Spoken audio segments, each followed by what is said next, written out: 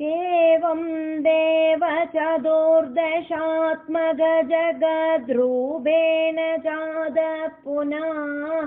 तस्योर्ध्वं खलु सत्यलोकनिलये जातोऽसि दाता स्वयं यं शंसन्ति हिरण्यगर्भमखिल त्रैलोक्यजीवात्मकम् यो भूस्फीतरजो विगारविगसन्नानासि सृक्षारस एवं देव चतुर्दशात्मक जगत् रूपेण जातः पुनः तस्य ऊर्ध्व खलु तस्य ऊर्ध्वं खलु पुनस्तस्योर्ध्वं खलु सत्यलोकनिलये जातः असि दाता स्वयम् एवं देव चतुर्दशात्मक जगद्रूपेण जातः पुनः तस्योर्ध्वं खलु सत्यलोकनिलये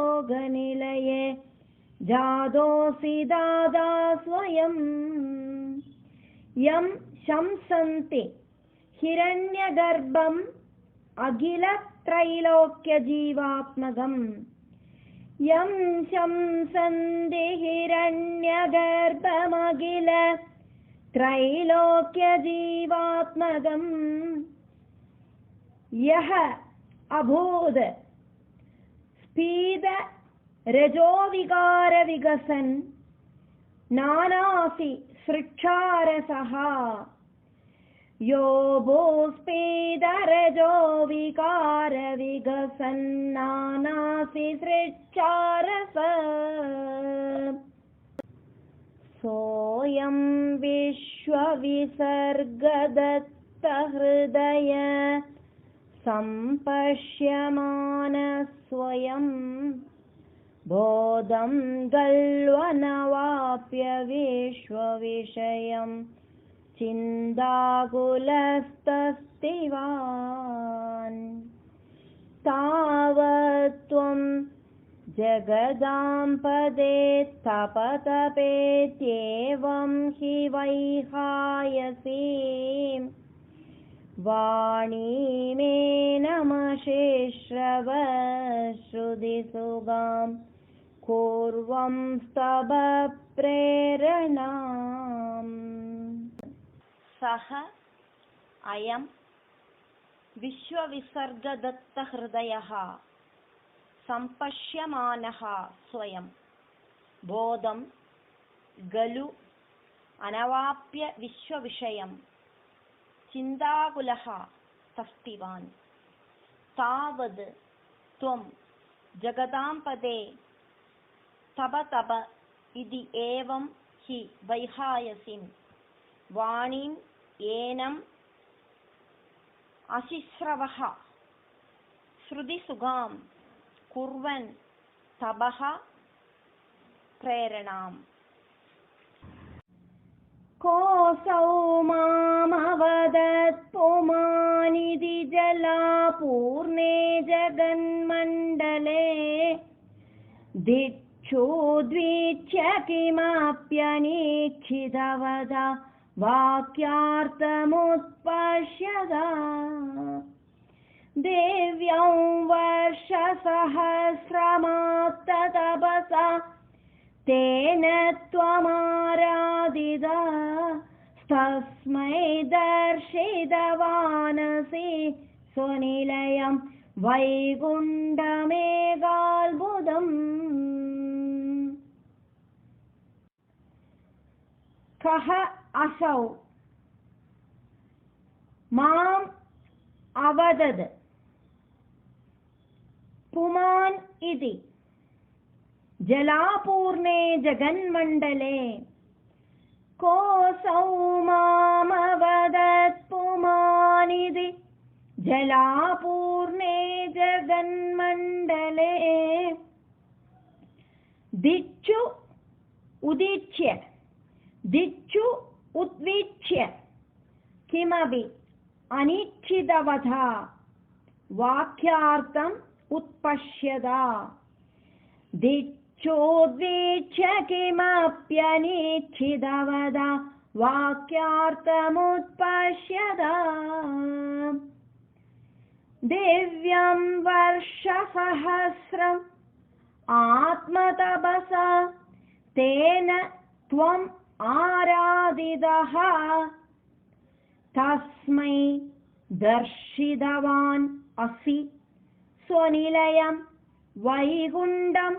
एकाल्बुधम् दिव्यं वर्षसहस्रमात्मतपसा तेन त्वमाराधितः तस्मै दर्शितवानसि स्वनिलयं वैकुण्ठमेकाल्बुधम् माया यत्र कदापि नो विकुरुते बाधे जगद्भ्यो बहिः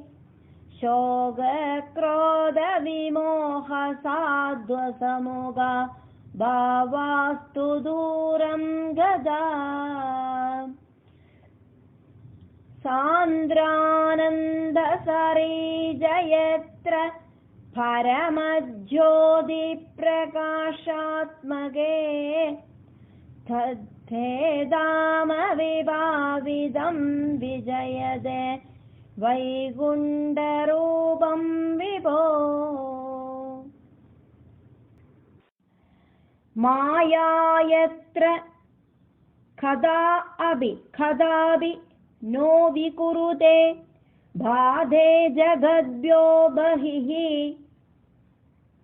माया यत्र कदापि नो विकुरुते बाधे जगद्भ्यो बहिः शोकक्रोधविमोहसाध्वसमुगा भावास्तु दूरं गता शोकक्रोधविमोहसाध्वसमुगाः भावाः तु दूरं गताः सान्द्रानन्दसरीज यत्र परमज्योतिप्रकाशात्मके तद् ते धाम विभाविदं विजयते वैकुण्ठरूपं विभो सान्द्रानन्दसरीजयत्र परमज्योतिप्रकाशात्मके तत्ते धाम विभाविदं विजयते वैकुण्ठरूपं विभो यस्मिन्नाम चतुर्भुजा हरिमणि श्यामावदातत्विषो नानाभूषणरत्नदीपितदिशो राजद्विमानालया भक्तिप्राप्त तदा विधोन्नतपदा दिव्यन्ति दिव्या जना स्तत्ते दामनिरस्त सर्वशमलं वैकुण्ठरूपं जयेत् यस्मिन् नाम चतुर्भुजा हरिमणि श्यामावदा तत्विषो नानाभूषण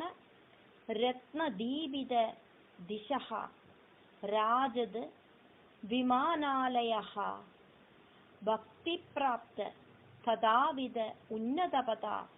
दिव्यन्ति दिव्या जनाः तद् ते धाम निरस्त सर्वशमलं वैकुण्ठरूपं जयेत् नानादिव्यवधूजनैरभिवृता विद्युल्लतातुल्यया विश्वोन्मादनहृद्यगात्रलदया विद्योदिता शान्तरा त्वत्पादाम्बुजसौरभैककुतुकात् लक्ष्मी स्वयं लक्ष्यते यस्मिन् विस्मयनीय दिव्यविभवं तत्ते पदं देहि मे। नानादिव्यवधूजनैः अभिवृता विद्युत् लता तुल्यया विश्व उन्मादन हृदयगात्रलतया विद्योदिता शान्तरा त्वद् पादाम्बुज सौरभैक कुतुका लक्ष्मी स्वयं लक्ष्यते यस्मिन् विस्मयनीय दिव्य विभवं तद् ते पदं देहि मे। तत्रैवं प्रतिदर्शिते निजपदे रत्नासनाद्यास्विदं भास्वत्कोटिलसत्किरीट खड्गाद्याकल्पति प्राकृति श्रीवत्साङ्गितमात्तकौस्तुभमणि छायारुणं कारणं विश्वेषां तव रूपमैच्छद विदे तत्ते विभो पातु मे। तत्र एवं प्रतिदर्शिते निजपदे रत्न आसन आसिदं रत्नासनाद् आसिदं भास्वद् कोटिलसद् किरीट खड्गाद्या कल्पति प्राकृति भास्वद् कोटिलसद् किरीट खड्गादि आकल्पति प्राकृति श्रीवत्साङ्गितम् आत्त कौस्तुभमणि छायारुणं कारणं विश्वेषां तव रूपम् ऐच्छद विधिः तद् ते विभो पातु मे। कालाम्बोदकलाय कोमलरुचि चक्रेण चक्रं दिशामावृण्वानमुदारमन्द हसिदस्यन्द प्रसन्नाननम् राजत्कम्बुगधारि पङ्कजधर श्रीमद्भुजामण्डलं स्रष्टुस्तुष्टिकरं वपुस्तव विभो मद्रोगमुद्वासयेत्। कालाम्बोदकलाय कोमलरुचि चक्रेण चक्रं दिशाम् आवृण्वानम् उदारमन्दहसिद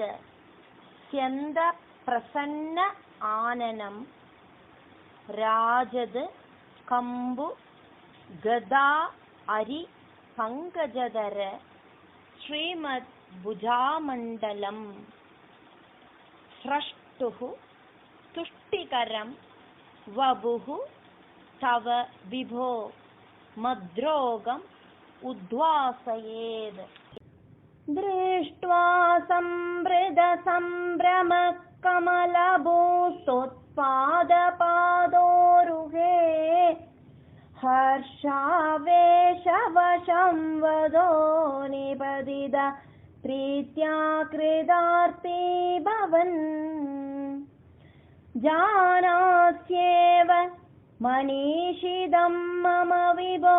ज्ञानं तदा पादय द्वैताद्वैतभवस्वरूप परमित्याजष्ट तं त्वां भजे। दृष्ट्वा संवृतसम्भ्रमः कमलभू त्वद् पादपादोरुहे हर्ष आवेश वशंवदः निपतितः प्रीत्या कृतार्थी भवन् जानासि एव मनीषिदं मम विभो ज्ञानं तद् आपादय द्वैत अद्वैत भवस्वरूपपरं भवद् स्वरूपपरम् इति आचष्ट तं त्वां भजे।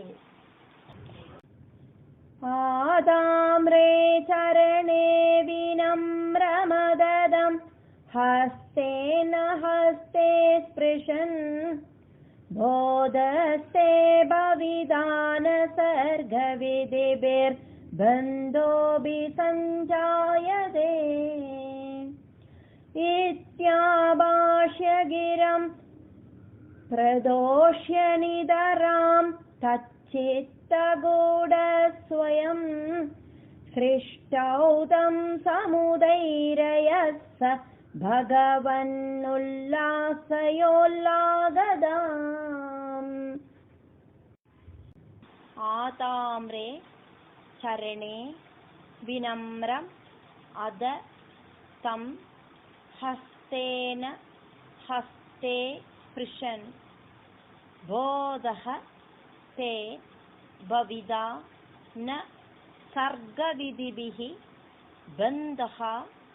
अपि सञ्जायते इति